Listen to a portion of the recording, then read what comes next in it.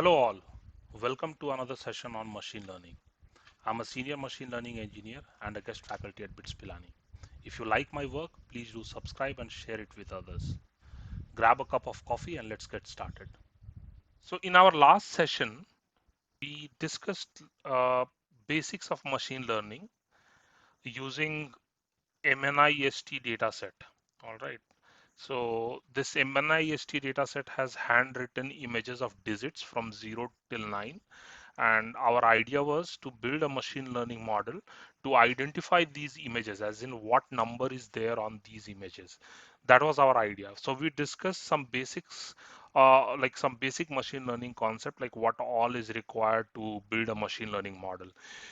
And also, like, I mean, all those training and testing split, like how you'll be splitting the data, underfitting, overfitting, all those concepts, like why machine learning for this particular use case, why not traditional programming, all those things we discussed in great detail in our session one, and that is already there in my YouTube channel, and you guys can go through those videos and understand those things.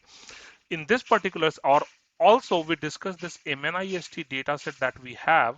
This was kind of clean data. There was no pre-processing or data wrangling or data cleansing that was required in this particular data set.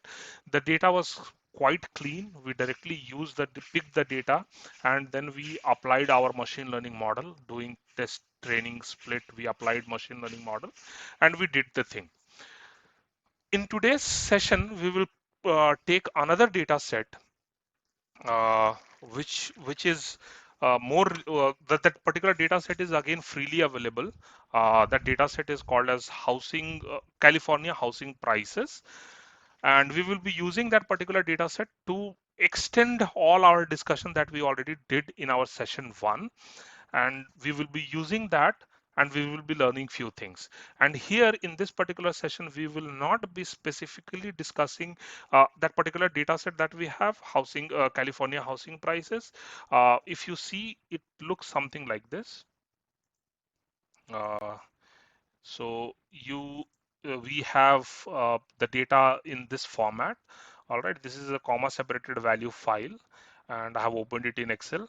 And these are the columns that you have there. You have longitude, latitude, median age of the house, total number of rooms in this particular uh, total number of rooms in this particular longitude and latitude, total number of rooms, total number of bedrooms, population, household, as in like how many houses are there at this particular longitude and latitude, medium income of people residing in this area, and what is the value of the house, and like ocean proximity, how near or how far is it from ocean, is what we have. So this is the data that we will be using to build a model to predict house prices. All right.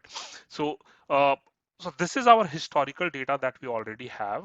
And for any new data coming in, like we have some feature of the house, as in like in what area that particular house is, what is the age of the house, what is total number of rooms, total number of bedrooms, population, and all these details we will have, and we will need to predict what is the price of the house. This is the idea. So in our session one, we already discussed like different techniques which are used for a given use case in machine learning. So we discussed something called as supervised learning, unsupervised learning, classification technique, regression technique. High level briefly we discussed there. So the MNIST data set on which we were working, it was a classification technique. All right, it was a classification technique. Now, what is classification? When you have discrete labels, as in your output is going to be something which is discrete, some fixed number of output that you will be seeing, then you apply classification technique. But when your output is continuous values, not discrete, so continuous, discrete versus continuous. So if you remember, in MNIST dataset, our output was always going to be from 0 till 9, all discrete values, 0, 1, 2, 3, and so on till 9. So total 10 outputs we had. So this was classification. Supervised learning, because we had images, we had labels were the one on which our historical data was getting trained, was learning from those labels. Like the labels were uh, telling the model whether you are right or wrong. So it was supervised classification technique. On the other hand, this particular data set, we will be doing something which will be supervised regression. All right, supervised, because the historical data is already having this median house on which your model will be learned, and then finally you need to predict this particular value. So you have your labels, you have your data, you have your answers, you will be building rules, and then finally based on those rules that is generated by your machine learning model, for any new data you will be predicting the labels or the output. So this is a classical example of regression, supervised learning regression. But in this particular session, we will not be specifically discussing about regression technique in general, as in like we will not be completely limited to regression and regression techniques. Here I am trying to cover more of how you will be doing data analysis, how you will be doing data analytics, how you will analyze the data, because in general the real-time data that you will be getting will not be very clean. It will be like in the crude form, and you need to make it clean. You need to pre-process it. You need to uh, do data wrangling, data pre-processing, data cleansing. All those techniques we will be learning here before you apply machine learning models. Our MNIST data was very clean. We did not apply any data cleaning or data pre-processing there. But here the data is not clean, and we will see the different techniques, basic approach which you will be using, applying before building machine learning models.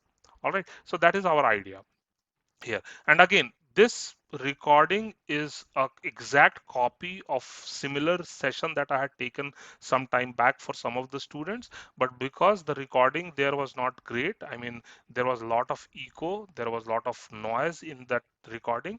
That's why I'm re-recording this again.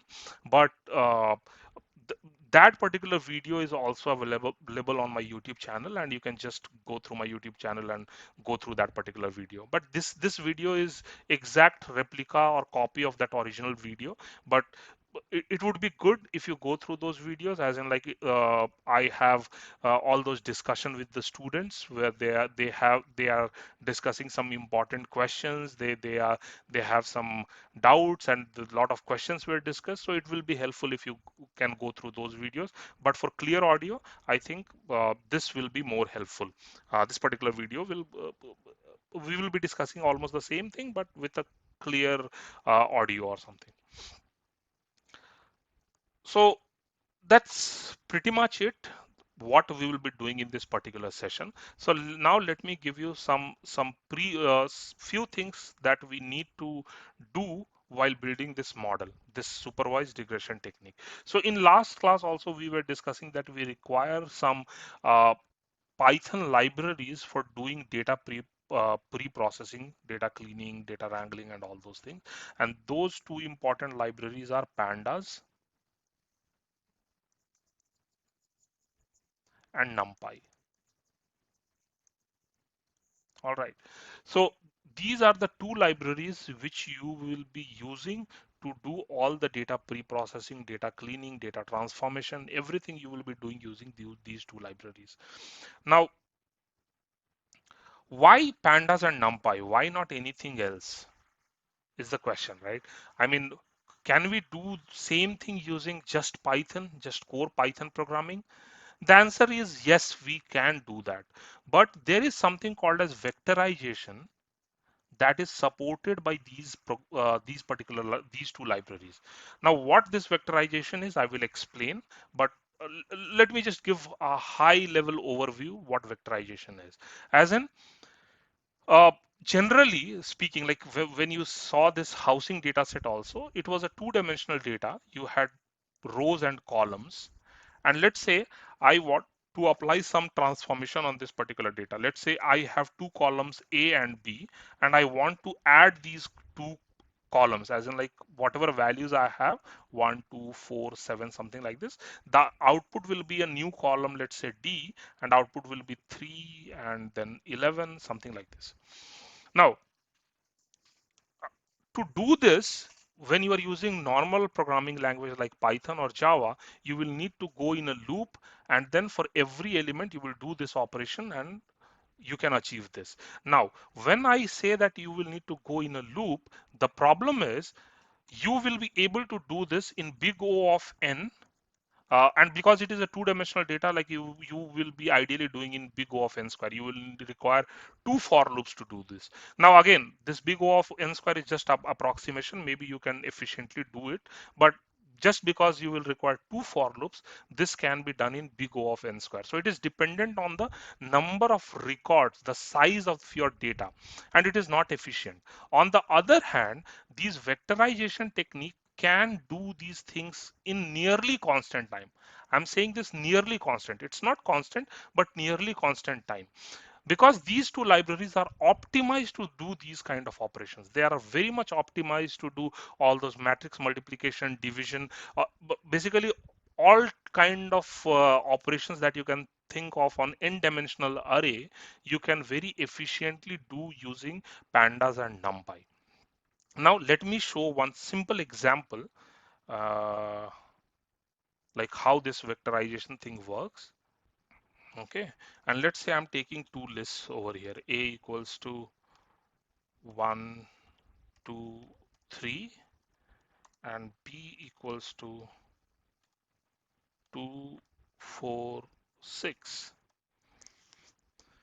So these are simple Python lists, and like if you're not comfortable with Python, I have like some videos in on my YouTube channel where like I had taken few sessions for one of the engineering college, Silicon Institute of Technology in Bhubaneswar, and I have uploaded all those sessions that I had taken for Python on my YouTube channel. You guys can go through them, and it will be really helpful. I have covered Python in lot detail, as in like something that will be a good start. You can just go through it. It will be kind of helpful. So the like whatever code that I have written here, a equals to 1, 2, 3, and b equals to 2, 4, 6. These are simple Python lists. And if I am doing something like a divided by b here, so what I'm trying to do is I'm trying to say get the result or the output in terms of like it will divide element by element, as in 1 divided by 2, 2 divided by 4, and 3 divided by 6. That is what I want. I want to do something this. My final output should be 1 divided by 2, 2 divided by 4, 3 divided by 6. This is what I'm looking for.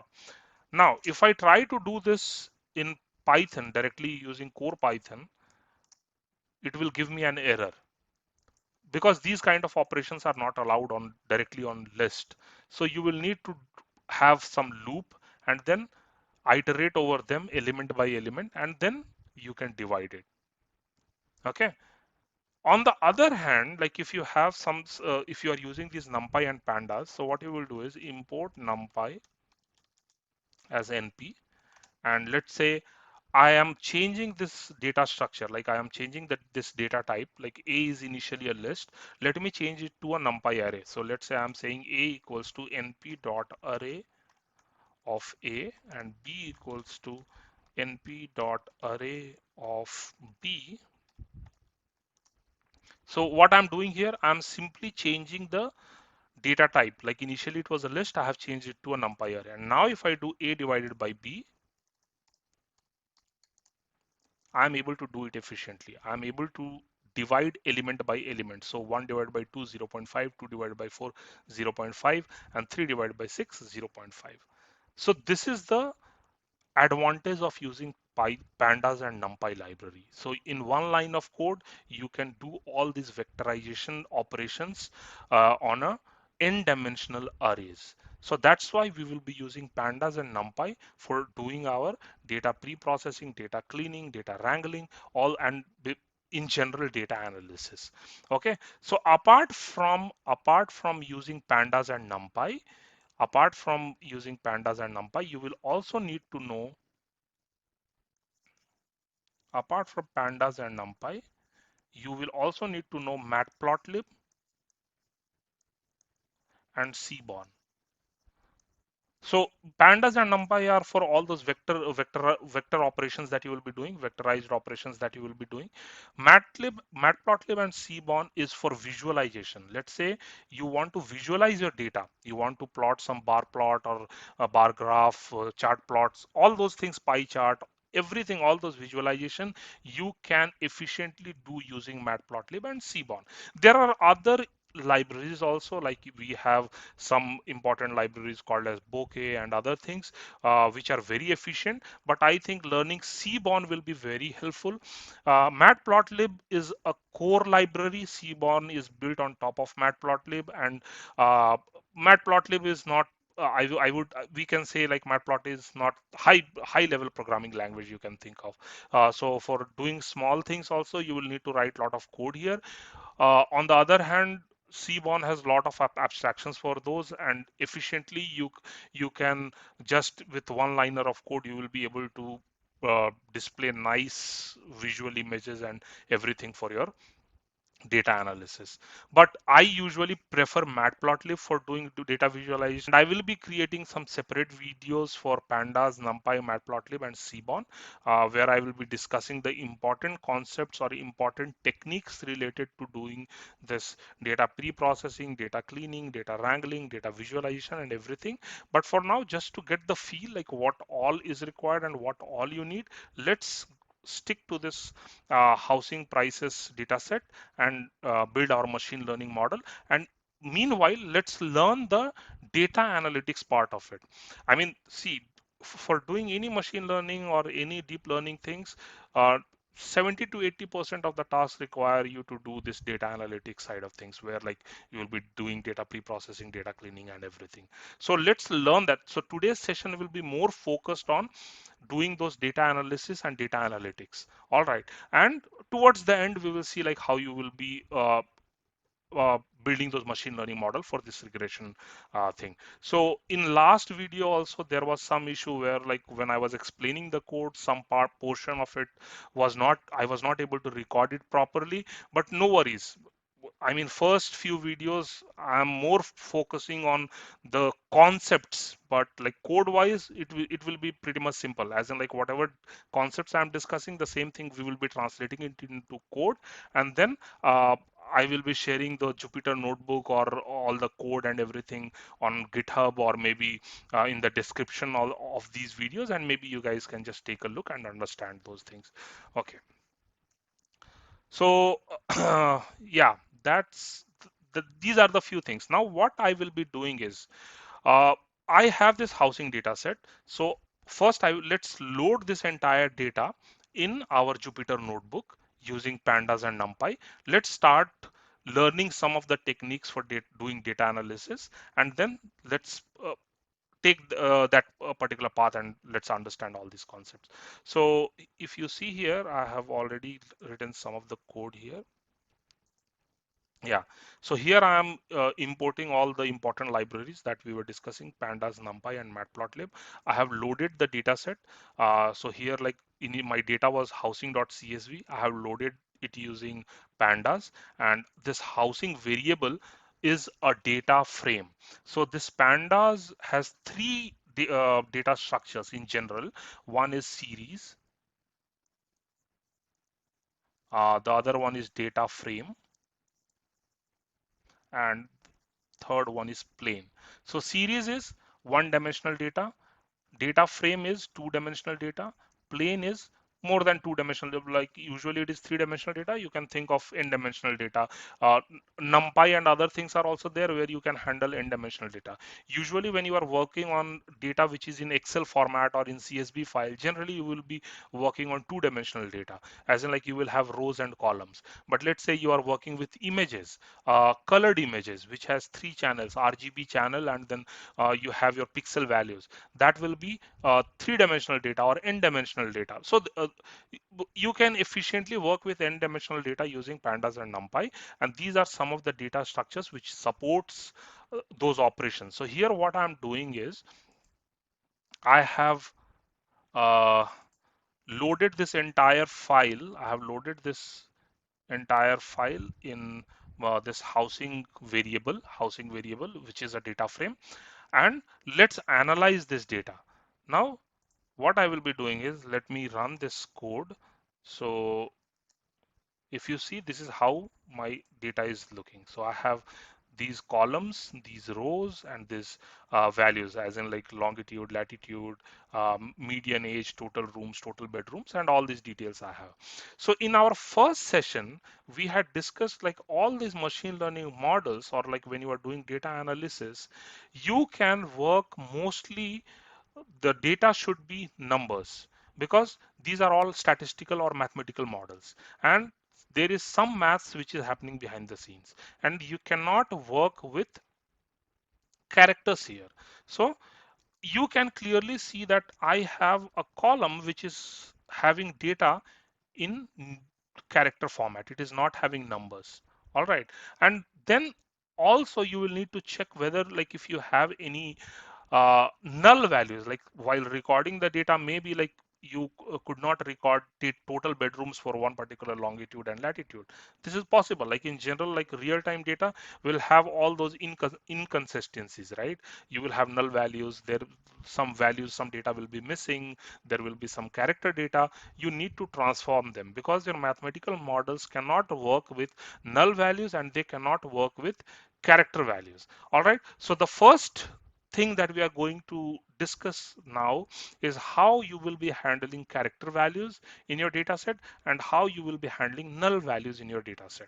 All right. So the simplest thing which you can do, let's say first let's discuss about this character data. So the simplest thing you can do is remove this entire column. Remove this entire column and you just work on the remaining data. Like this remaining data, you work on this. Okay, this is the simplest thing that you can do. You can remove this entire column itself. Now, there is one issue associated with removing this column entirely. The issue is this particular column has a lot of information for you, right? This particular column is having a lot of information which will be kind of dependent, or maybe which will influence the house price. So if you remove this entire column, you are removing a lot of information from your data, which is not right. So this, but again, the simplest technique is remove this entire column and then train your model on the remaining data. But and what you can do is you can train your model, set a threshold or a base accuracy or precision, whatever, like you set a base accuracy and precision, and then you do some transformation on these columns, maybe change it in some way to numbers, and then train your model again and see like whether if you are able to achieve accuracy or precision more than whatever you have achieved in the previous case where you like just disregarded or did not consider this particular column. So we will discuss that. So the first thing which you can do is remove the column. Remove, as in either you remove the column or you remove the rows. That is the first thing which you can do. But we know that like after removing the column, it is not right. You are losing a lot of information. So let's encode it in some way. So when I say encode, what I'm saying is transform this character values in some numerical, as in like if it is nearby, give it a value, let's say 0 or 1, and inland give it a value, let's say 2, and so on. So I'm encoding these characters to some numerical values. Okay, now the question is whether this is right, whether we should be doing this or whether we should be doing something else. Okay, so now when I say 0, 1, 2, that means the magnitude of these values, as in like 0, 1, 2, is having some significance, right? So when I'm saying 2, whether I'm saying like the house which is inland is better than or worse than the house which is nearby, I don't know. But I'm kind of here giving some wrong information to my model. Maybe I'm giving some wrong information to my model, and that I need to consider. That I need to consider about, like while training the model, whether I'm passing some wrong information that I need to consider. So that this is one way. So whatever I'm trying to suggest here, like encoding these character to some numbers like 0, 1, 2 is called as label or ordinal encoder.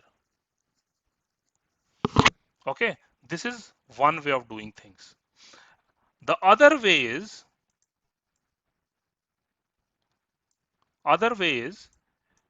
you create multiple columns, as in you create multiple columns. So up, like instead of just having ocean proximity, you get rid of this ocean proximity and whatever unique values you have here in ocean proximity. So let's say right now we can see two, but there are more. So let's say let's consider just two for now. So I have one called as near bay and the other one is inland. So what I will do is I will get rid of this particular column. I will create two new columns here adjacent to this. I will create two new columns and I will say whatever record is near bay, I will give 1 for that and 0 for the other column. Anything like here inland is having this particular row is ocean proximity is inland. So I will give 1 for inland and 0 for near bay. And similarly you will do, so maybe let's say you have 5 unique values in this ocean proximity. So create column value 1. So create these things like value 1, value 2, value 3, and so on till value 5. You create all these columns, and then you hot encode it.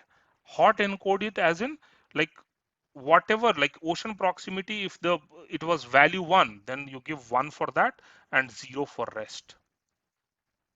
Similarly, if some record is having value 2, give 1 for that and 0 for rest. Now here what I'm doing, I'm retaining the same information, like whatever was with this column, I'm retaining the same information and then I'm passing it to my model. That is the idea, right? And this particular technique is called as one hot encoding or one hot encoder. This particular technique is called as one hot encoding. Now you need to consider, you need to take a decision whether you should go for label encoder or you need to go for one hot encoding. There are many more techniques to handle these kind of character data, but the simplest one are these three. Either you remove it completely, and we know that there are some cons if you completely remove it. All right, but in some scene, and now let's discuss in what scenarios you should be removing, in what scenarios you should be using label encoder, in what scenarios you should be using one hot encoding. So let's say I have a column which has all email IDs. Let's say I have column like owner email IDs, owner of the house email IDs. Do you think the email ID of the owner will contribute to the house price? No, right? So in this scenario, removing this column completely makes more sense. But on the other hand, let's say I'm giving you one example. Let's say I have a data set and I'm kind of predicting the star rating, maybe star rating for a movie or a star rating for a product or something. I'm trying to predict. So in Amazon also, you might have seen for every product that you see, there will be some star rating given to it. So a lot of users are giving comments, feedbacks, and giving their rating. Based on that, you are giving some star rating. Now let's say some similar product is coming to the market and you want to predict what a user will rate that particular product. Okay, so in that scenario, like when you are predicting some star rating, you know that 0 rating is not good and 5 rating is good. So here these values is holding some information. This particular value 5 is bigger than or less than another value, has some meaning, has some information associated with it, right? So in those scenarios, you should be using label encoder or ordinal encoder. In other scenarios where this magnitude of the value doesn't hold any meaning or doesn't hold any information for your actual data set, you should be using one hot encoding. Okay, so I believe, like, I hope this basic three techniques to handle character data is clear. There are many more, or like when you work with a real-time data set, there are many more, but these are the basic ones. And for 90 of the percent of the cases, if you just use these three things, you will be able to work with all your character data types which are there. Okay, now the next concept is how you will be handling null values. How you will be handling null values. So when I say null values, so in these columns, in these records, there will be some values which will be null. So again, like to handle null values, there are again few techniques. So let's take one simple use case and let's understand in what scenarios you will be doing what. All right. So let's say I'm saying that this is my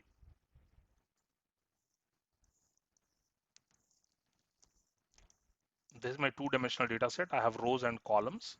All right. A, B, C, D, E are my columns, and I have some rows here, some some records like this, and I have few null values. So maybe the first thing is, again, like if you have null values, either you remove that particular row or that particular column. That is one thing. You can simply get rid of that column, or you can get rid of that row. Now again, whether removing that column or particular row is good or not, we need to judge. Or also, let's say maybe here some record is null, here some record is null, here some record is null, and let's say here some record is null. If I go on removing rows for like whatever in the row, if you are seeing one column as null, you just remove that row. So if you see this particular scenario, I will remove that complete data set. I will be left with nothing, because for this I'm removing this particular row, for this I'm removing this row, I'm removing this row, I'm removing this row. I'm done with my data set. All my data set gone. Now on what I will be doing the analysis. So removing might not be the right choice every time. Here also maybe removing column, this is gone, this is gone, this is gone, this is gone, just I'm left with one column. So what analysis I will be doing with just one column? So removing is not the right choice always. Okay, now let's discuss what are other ways that we can do to handle these kind of scenarios. Okay, so maybe let's take an example. Let's say in column A, 5% of the data is null. In column B, 95% of the data is null. Okay. Now, if in column A, just the 5% of the data is null, whether I should be removing this? If yes, what is the cons? What are the bad things that we are doing with the information or the data that is there? Because just 5% of the records are null, and if you remove this entire column, that means this column was having 95% of the information that you have completely removed, which is not right. Whereas in this scenario, 95% of the records are null. Maybe you can remove it or maybe not. Okay, so let's see in what scenario. If you are not removing the null, what other things you can do. Okay, so one simplest thing is maybe you can fill the null values with the average of this column or the mean of this column. You fill the null values with the mean or the average. Okay, now if my 5% of the records are null, and if I fill those with the mean value or the average, that means this mean values are not the correct. Maybe the actual value was something else which was not recorded, and I'm filling it with mean value, which is just a approximation that maybe this particular value was something near to the mean, right? Something that way I'm thinking. But if I do that, that means this mean is not correct, right? This is just an approximation. So I'm adding noise to my data set. I'm adding some incorrect values to my data set. But in this scenario, I'm just adding 5% of inaccuracies or incorrectness. Whereas in this case, if I add the mean, I will be adding 95% of the noise, 95% incorrect values. So hope you are getting the difference here. So in this particular sense, it makes a lot of sense to remove this entire column, but here maybe add the mean value. For the null values, add the mean. Okay. There are other things also, like maybe just mean might not be the right choice again. Why? Because mean are influenced by outliers. Outliers as in like something which is the general trend of your data. The outliers are something which is not coming in that range, as in like for example, let's say I want to calculate average income of Indian people. Now in India, Mukesh Ambani is also there, who is one of the richest person in this world, and if I include his salary also to calculate the average salary of every person will be like something above the actual average value. So Mukesh Ambani is an outlier for us. To calculate the average salary, Mukesh Ambani is going to be an outlier for us. So it makes a lot of sense to remove Mukesh Ambani and calculate the average salary of rest of the people. So mean are influenced by outliers. So in some scenarios, there is something called as median.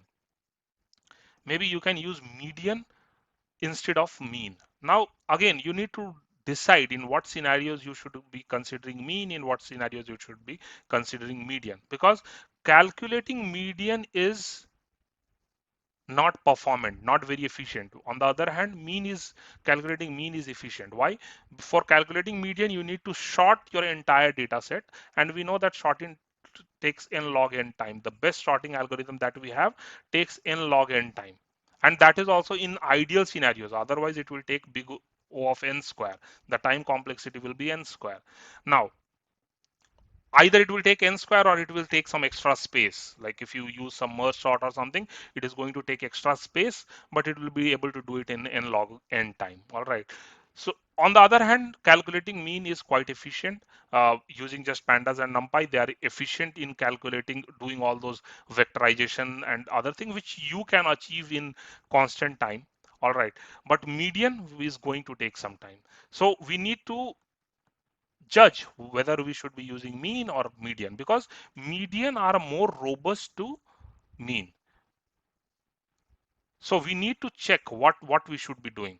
There are other techniques also, like we have something called as truncated mean and truncated median. Truncated mean and truncated median.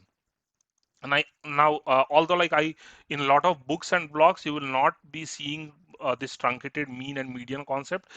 They most of the times they just discuss mean and median or mode, uh, but usually they have not discussed truncated mean and truncated median a lot of the time. But I feel that these two are very important techniques in statistics which you can use to get a more robust value for these null values. So how you do truncated mean and truncated median? So whatever data that you have, you just remove some percent from the ends. Let's say I remove 5% of the data from the minimum side and 5% of the data from the maximum side.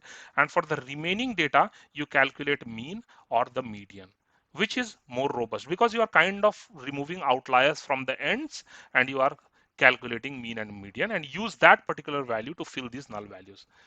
So this filling this null values is called as imputing. Like in machine learning, we call it as imputing. You are imputing the null values with something else. All right. So these are some of the techniques. Either you use mean or you use median or you use truncated mean or truncated median. And when you have like discrete values, if you remember, like classification regression technique, when you have discrete values, then you can also use mode is the most frequently occurring element.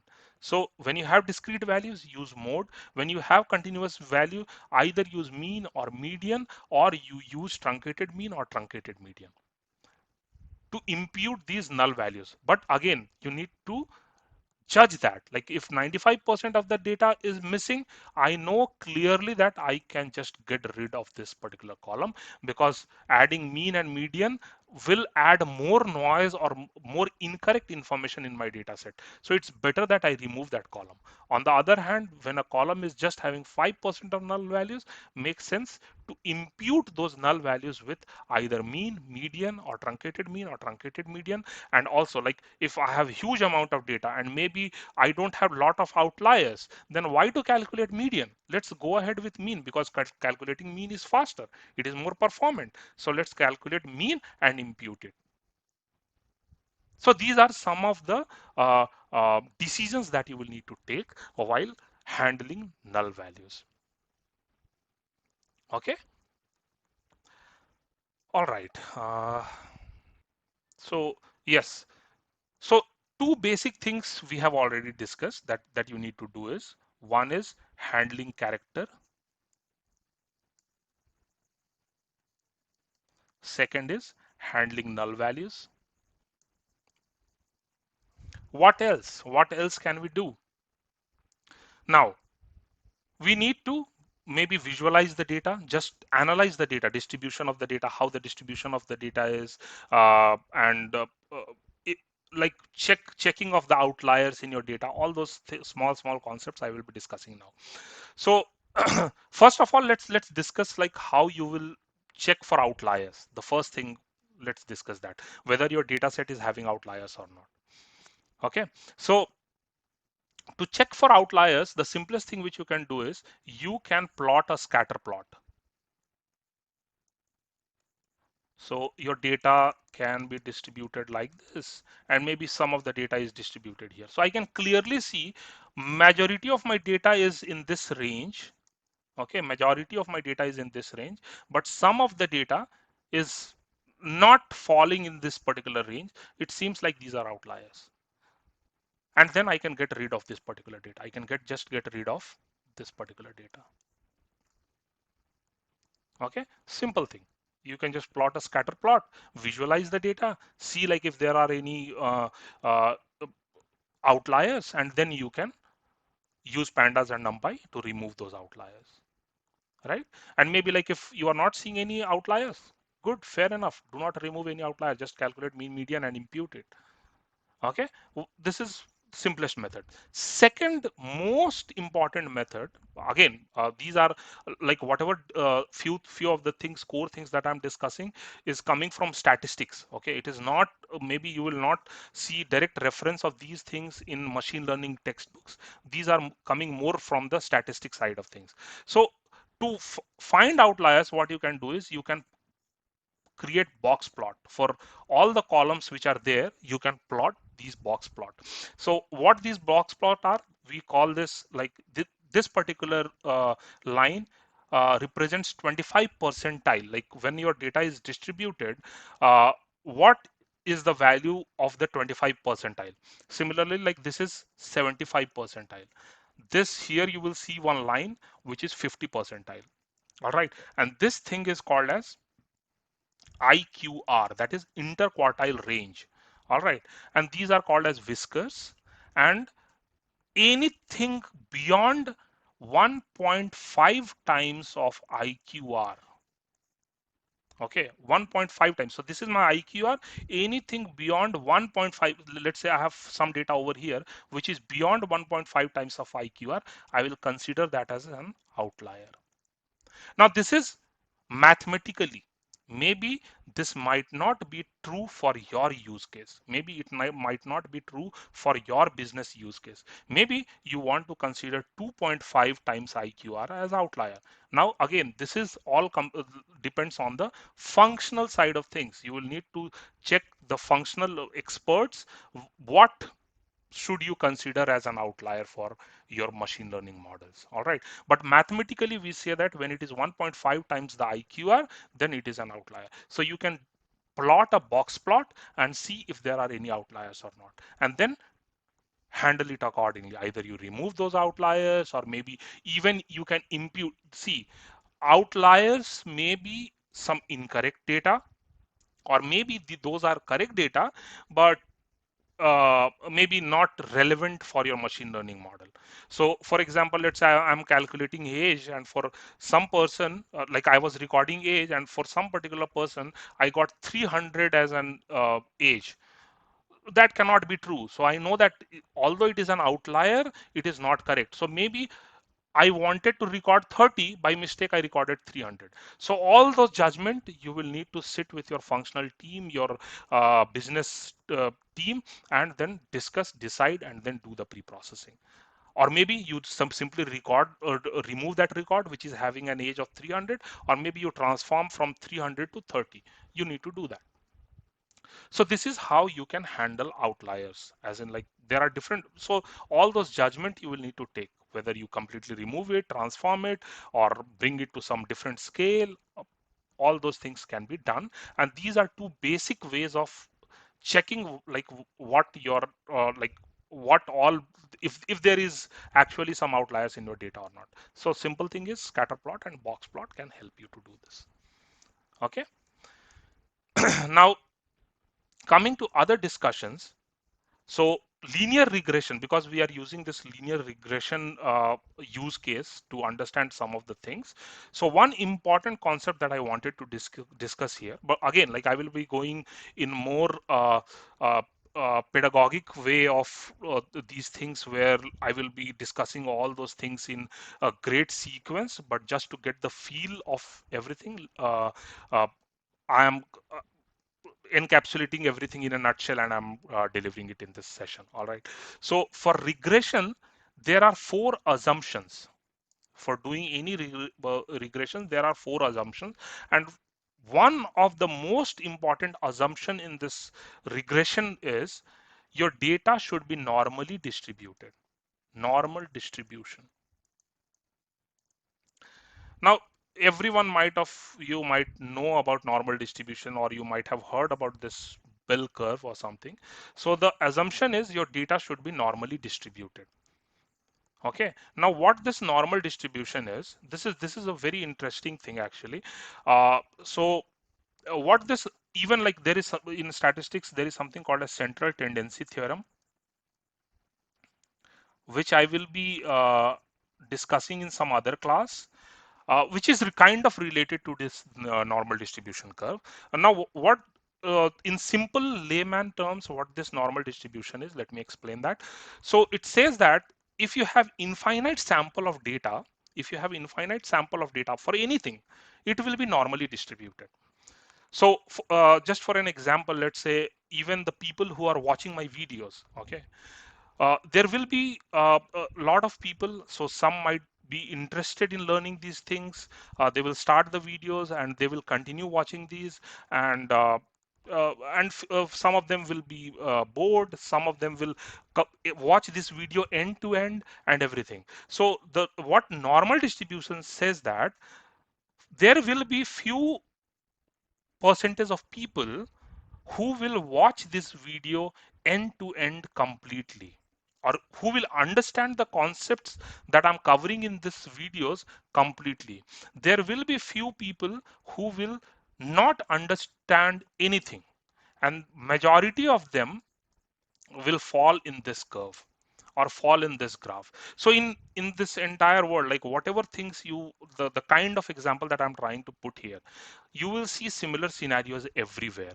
Even like now, if you're working in some corporate, you might have always heard this term, uh, when there is focal, or maybe like you are getting appraisal, they will your managers will say that we need to fit you in that bell curve, as in like some of them will get some A plus rating, some of them will get some E rating or something, and majority of them will be like B or C. Okay, so they will try to fit you in this bell curve. And again, like these are called as, these are the division that I'm saying is one standard deviation, two standard deviation, three standard deviation. All those things, like I will, when I will be discussing this normal distribution curve, I will be explaining these things. But the key idea which you need to understand right now is, for your regression model to work, your data should be normally distributed. Okay. Now I have one very interesting video which I am going to share here. This is called as Galton experiment. So if you see this, this is Galton board. Now if I just play this video, let me just fast forward it a little bit. Yeah. So if you see this, what is happening, like from the top, they are dropping balls and there are these bars, and these balls are equally likely to fall on either side of these bars or these poles. All right. Now, when you have lot of balls dropping this way, you will see that gradually they will start forming this bell curve or this normal distribution curve. Can you see this? Gradually they will start forming this bell curve. So by nature, this is how it happens, right? Like if you have infinite samples, and uh, usually those data will be distributed normally. And I'm saying this again and again, infinite samples. It's not that like 10 data that you have will be normally distributed. Like if you have infinite samples, the data will be distributed, is always going to be distributed normally. Can you see this? Initially, it was not normal distribution altogether, but see now you have a very smooth curve because here you drop like you used many samples, more number of samples you used. That's why it is more towards normal distribution. Okay, so this is this Galton board experiment, which I wanted to show it to you. All right. So the assumption for a normal linear regression is your data should be distributed normally. Okay. Now, we will need to analyze our data now. We will need, let's do plot some bar charts and everything and see, let's check how the data is distributed in our case. So I will just quickly show this Jupyter notebook and then I will show it to you everything. So here, like I loaded my data in a data frame housing column, and then I'm just checking here all the columns. Then this head function will give you the first 5 records. So I'm to just check like how your data is, the data type and everything. You can check using this, like first few records. If you want to see of your data, you can use this head command. This describe command is very important. So what this describe command does, for all the numerical values, it will give you the count, it will give you mean, the standard deviation, minimum value, 25 percentile, that box plot that I was explaining, 50 percentile, 75 percentile, and maximum. So if you see here, for all the numerical values, it will do this. Even here you can give include equals to all, and it will give you, it will include the character values also, and it will give you count and distribution of the character values, because you cannot do mean median on your character values. So there will be some different measures for the character values also. Here you can simply say include equals to all, and it will include the character value columns it also. So this is very important, like to do the initial analysis of your data, like to see the distribution and everything. This will also be helpful to analyze like whether your column is having some null values or not. So if you see here, the count for longitude is 20640, latitude is 20640, housing median age is also same, total rooms is also same, but total bedrooms is little less. That means it seems that there is some missing value in total bedrooms. And then, like the 3 techniques that we discussed for handling null values, you can apply them over here, whether to remove those particular records or maybe use some technique like imputation technique, using mean median, truncated mean median mode or something like that. You can apply on this particular column. Rest of the things doesn't seem to have any missing data. Again, these are freely available data, and they are kind of clean. They're just for learning purpose. I am kind of adding some like irregularities you can think of, or maybe some missing data and other things that I have added for you to do the analysis and to explain the concepts.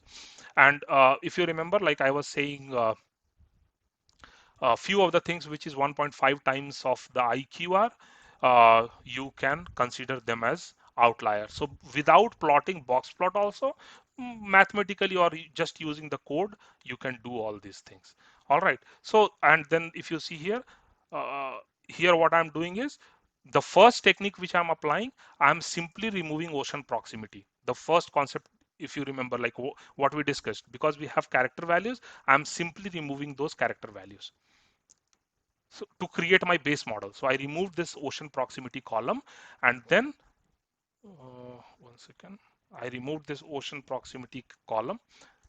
So ocean proximity is gone now, so you cannot see ocean proximity column now. And then here I'm using drop NA. So first what I'm doing is, for base model, here some of the records from population is missing, right? No, from total bedroom, some of the records are missing. So what I'm doing is I'm removing those rows. So maybe 5 or 10 rows are missing. I'm removing those rows. All right. Maybe we will check whether like removing those rows is giving me correct results, or doing some kind of simple imputation like using mean median mode is giving me correct results. That we need to check and take an action accordingly. But for creating base model, I am simply removing the rows which are having null values. I am removing the columns which is having character values, and then I'm doing my thing. So the basic approach I'm done. After that, I'm again training simple machine learning models. So first I'm splitting the data into training and test set. So 80% of the data, if you see here, test size I'm keeping as 0.2. That means 80% you keep for training and 20% you keep for testing. So if I run this, it will split the data in 80, 20%. And then I'm applying linear regression model. It will take some time to split. Yeah. So then I'm applying my linear regression model on those training data set, and then I'm calculating my evaluation metric. So because this is a regression model, again I will just be discussing all those evaluation metrics for classification, evaluation metric for regression, evaluation metric for clustering technique, all those things in great detail in some other video. But for now, just understand this. For classification, our evaluation metric was precision, recall, F1 score, accuracy, ROC curve, AUC curve. Those were our evaluation metric. But in linear regression, we do not have our evaluation metric is MSE, that is mean squared error, and MAE, mean absolute error. So these are two evaluation metrics that are generally used for regression technique.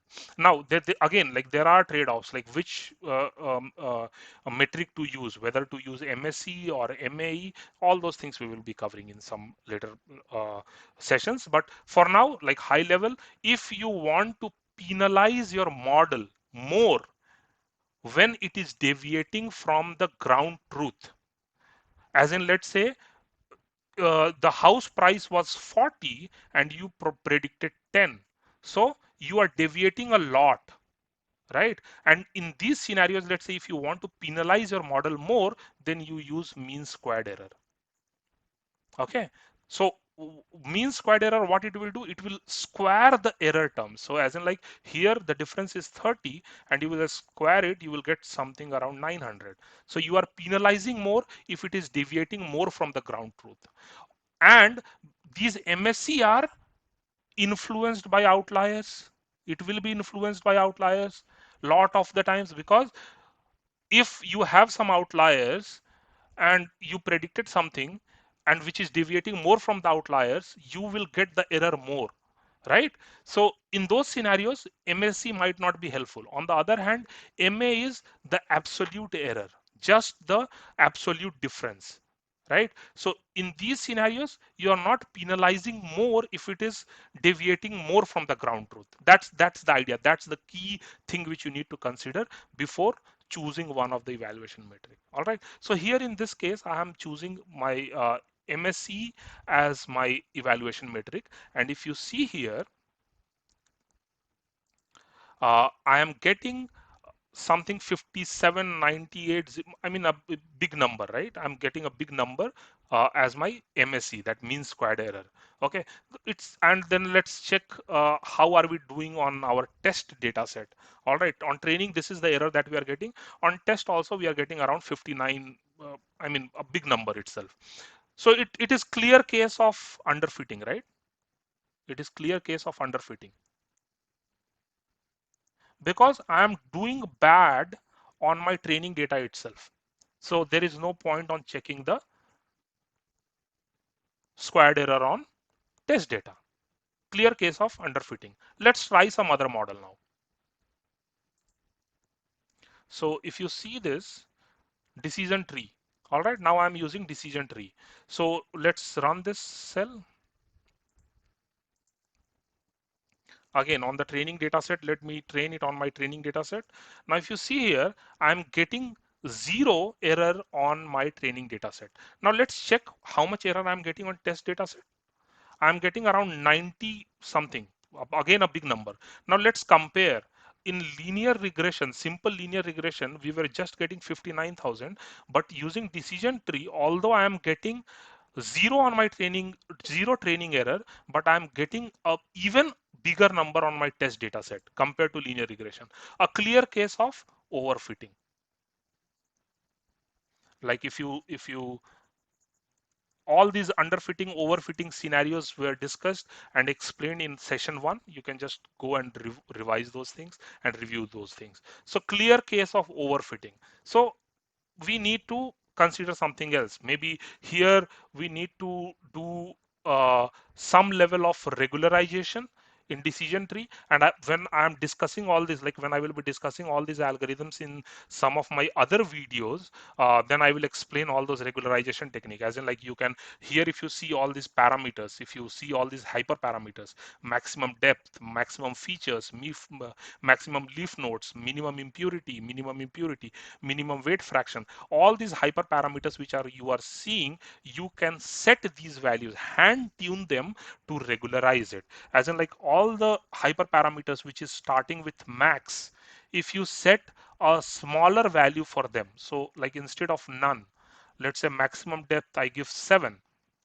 I will be explaining all these algorithms in detail in future classes, but for now just I'm giving some level of intuitions. One second.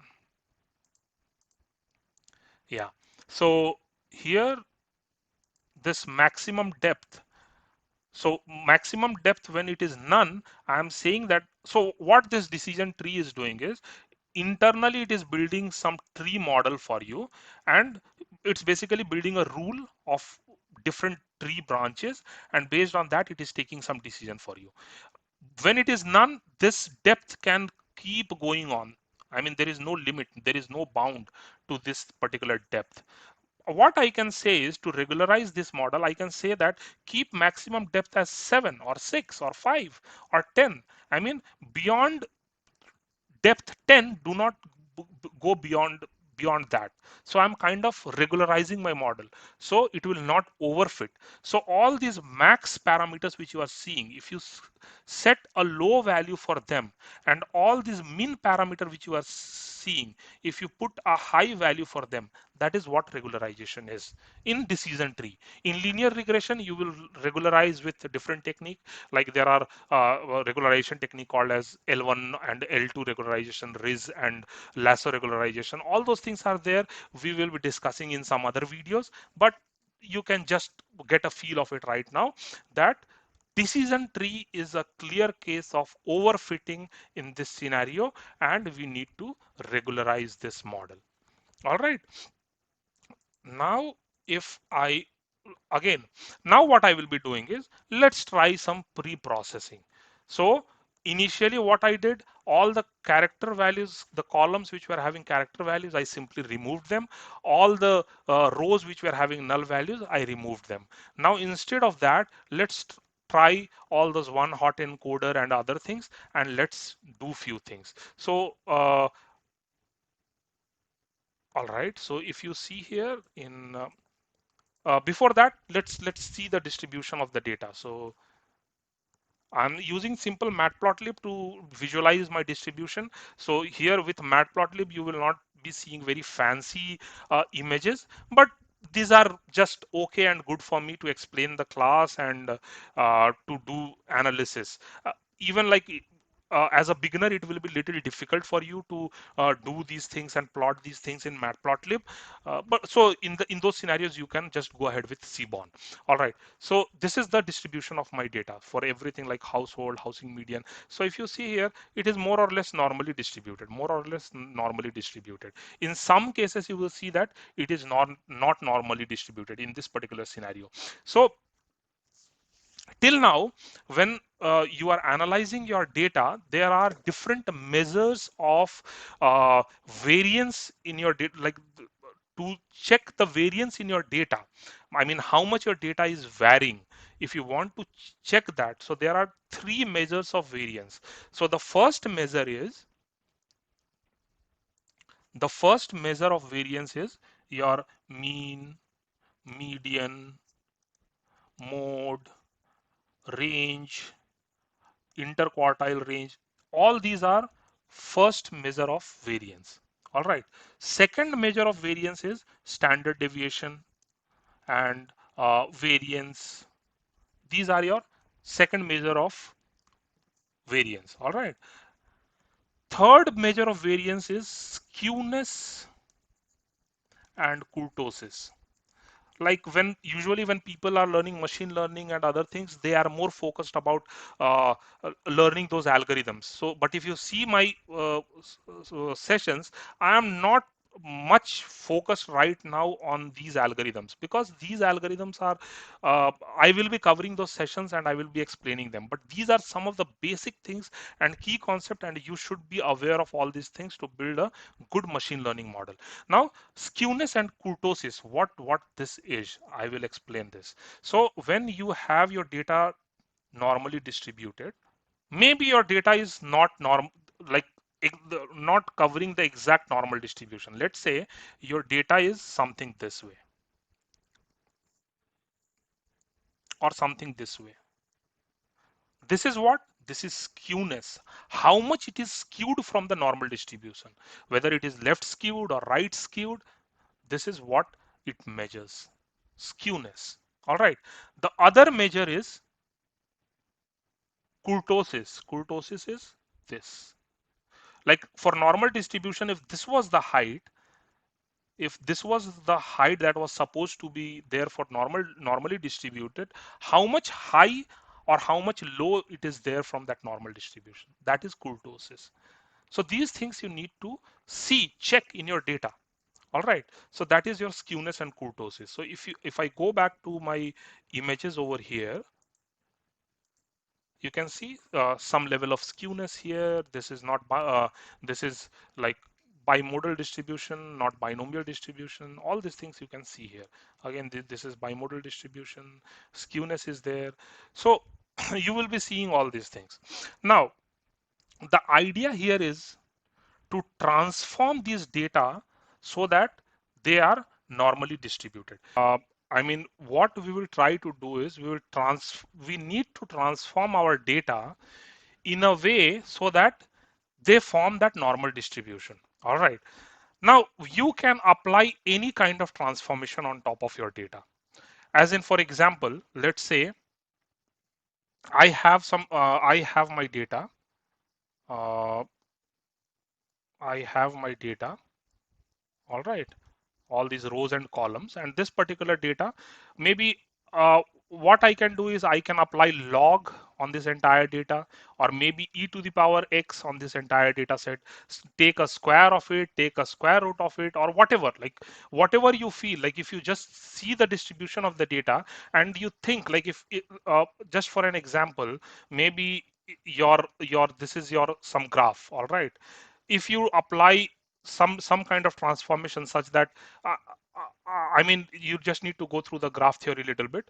I mean, if you do minus of x or something, then either it will be mirror image of your on the x-axis or y-axis. There is something like graph, little bit of graph theory you need to know. And if you apply a log, how your graph will be transformed. If you apply e to the power x, how your graph will be transformed. All these things you need to consider, and you can apply those transformation on this that entire record, so that it starts that it falls into that normal distribution curve. Okay. Now the question which will be there in your mind is whether, if I apply these transformation, whether am I changing the information. So the answer is no. You are just changing the scale. Let's say you measured the data in feet and you changed it to centimeter or meter. You are not changing the information, you just change the scale. So make those transformation or your data make those transformation and ensure that you are just changing the scale and nothing else. You're not changing the information. You should be good. Now, changing this, like doing this transformation might not help you with a better model or something. As in, like, you may not get a better accuracy or something, but your training of the model will be faster. So these transformation, and there is also something called as normalization. You usually normalize your data. So there are different kind of normalization that we usually do, as in like the min max scalar, standard deviation scalar, all those things. So simple example which you can think of, let's say I have some data which is distributed like this. All right. And what I did is I subtracted mean from all these data. Now my data distribution will be around the, sorry, my data distribution will be around this. So I'm saying that mean of this data, entire data will become 0. Also, if I divide this entire thing with the standard deviation of this data, it will fall in one circle with radius 1. This entire data will fall in circle with radius 1 or something like that. All right. Now these kind of, so when I change the scale, when I normalize the data this way, I'm not changing the information. I'm just changing the scale of the data. Now, what benefit I will get if I do this? Again, like when I'm discussing some of the algorithms like stochastics gradient descent algorithm, which is one of the most important or the crux or the core algorithm which is used in deep learning, there I will be explaining the actual benefits, but for you to get a feel, you can think like this. So usually what happens, how your machine learning models are trained, let me just erase few things over here. How your machine learning models are trained, as in like you usually so all this time I was discussing about some evaluation matrix, or there is something called as loss function or cost function, and you will be training your model on top of that. Few of the things which I'm discussing right now might be new to you. You might not be very familiar with those things, and so don't worry about it. Whatever you are able to understand is completely fine, not a problem. So uh, there is some usually a loss function or a cost function associated whenever you are building a machine learning model or a deep learning model. All right. Now those cost functions, there are some prerequisites. First, it should be convex. First thing about that loss function or the cost function is it should be convex, number one, and it should be continuous and and differentiable at every point. Okay. So usually your graph, your loss function is something like this, and this is the minimum error. This is the point of minimum error, and your algorithm may start from anywhere in this particular graph, but like it will keep learning, and at some point it will converge to this point. It will converge. It may start from here, and gradually it will come this like this, and it will convert. I will explain this this entire all this math and all these things in some other lecture, but for now you can think of like this. It can start, this will be your loss function or your cost function, and your model can start from anywhere, and finally it should come here and converge at some point over here at the minimum loss or the minimum error. That's the idea. Now if you do not normalize your data, your graph could be this. Now, if your graph is this, it will take a lot of time to converge. All right. But when you normalize your data, usually your graph will be nice, this kind U-shaped curve, and it will very fast, efficiently converge to the minimum. So that's the idea. You need to normalize your data also most of the time. And again, I will be covering in lot detail all these concepts, but for now you need to understand that you can change the scale of your data. You can transform your data in a way such that it is normally distributed if possible. If not possible, you cannot help it, you cannot do anything about it. That's completely fine. But if possible, try to transform your data so that it is normally distributed. The other thing is normalize your data. So there are different ways of normalizing: min max scalar, standard deviation scalar, other lot of things are there. You should try them all so that it converges faster. The training is faster for you. Okay, so these are some of the things that you can try. So these are some of the basic techniques which are there that you should be doing for your data analysis. Apart from that, let's go back and check our data again.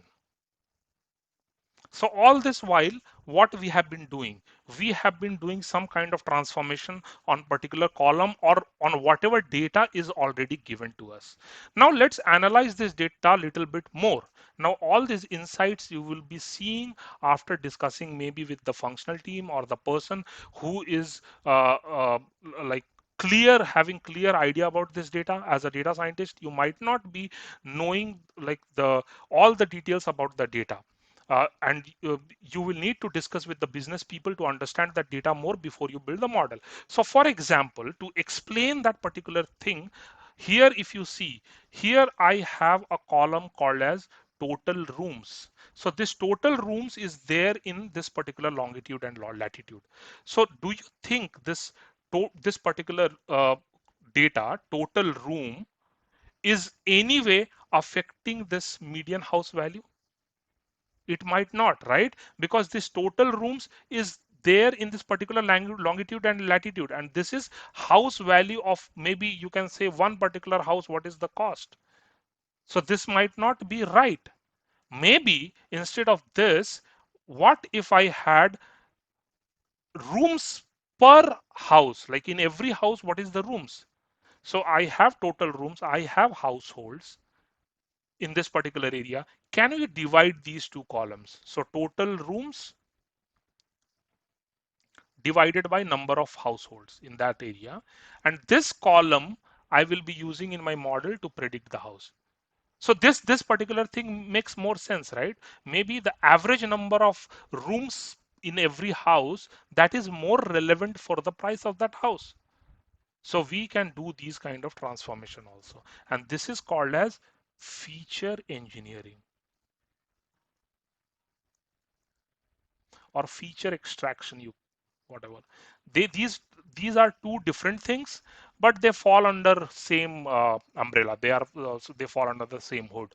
All right. So feature engineering and feature extraction you can think of right now, which you can do this. You can do this kind of transformation. You can create a, you can also say feature generation. You are generating a new feature because this was not available in your data, but you are using one or two columns and you are transforming and creating some new data for you.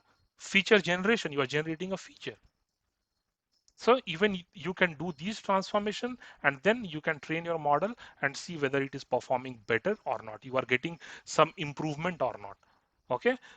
Apart from that, you can also see maybe this longitude and latitude is not relevant. Why should I feed my model with these data? Maybe this longitude and latitude might not affect the house price in a bigger way. So maybe you can just get rid of this entire thing.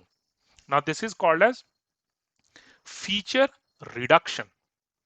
So all your machine learning models, like generally, like here, if you see, I just have 9 or 10 columns, but in real time data set, you will be seeing huge amount of columns. And that is called as feature explosion in machine learning. All right. So when you have like lot of dimensions to your data, lot of features in your data, your model will become very slow. There are chances that you will overfit on the data. So you need to just extract the relevant or the most important ones and then train your model. And that is called as feature reduction. Okay, and that is called as feature reduction. Now how this, like there are different techniques to do this feature reduction.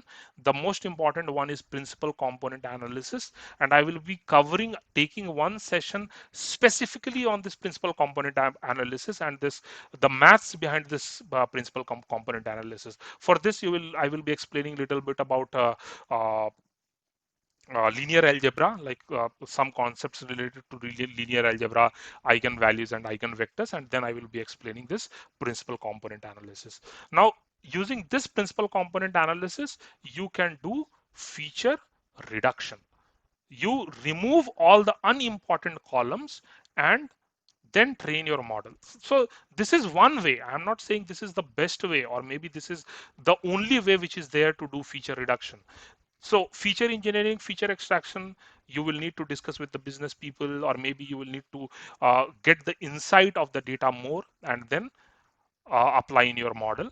Feature reduction, you can use PCA. There are other ways also. I mean, instead of using PCA, what you can do is you can simply, like here, I trained this machine learning model, right? You can start with some base model like linear regression. I trained this linear regression. So what is linear regression? Linear regression, you can think of it will form a straight line or something, right?